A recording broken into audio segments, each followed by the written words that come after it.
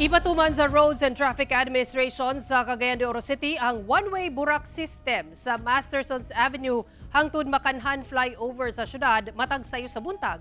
Isip tubag sa problema sa trapiko sa uptown area. Gisugda na sa Roads and Traffic Administration kon RTA sa Cagayan de Oro City LGU ang pagpatuman sa burak system sa Mastersons Avenue padulong sa Makanhan flyover sukad niadtong Martes, October 22. Pinaagi sa mga traffic scheme ang tanang sakyanan gikan sa uptown area ug padulong sa sentro sa Barangay Carmen o sa downtown area makagamit na sa tanang lane sa dalan tungod one-way na kini. Ang traffic scheme ginapatuman gikan alas 6 sa buntag hangtod alas 9 sa buntag matag weekdays gawas kung holiday. Adunay 1-minute interval ang maong traffic scheme kung asa mahimong one-way na sab ang pagsaka sa mga sakyanan gikan downtown area padulong sa uptown area. Depende sa gidaghanon sa sakyanan nga naghulat. Kinimatod pa ang nakitang paagi sa RTA aron masulbad ang gingong problema sa trapiko labi na kung sayo sa buntag. Dry run pa ang maong traffic scheme ug dili pa pinal sigon sa ahensya.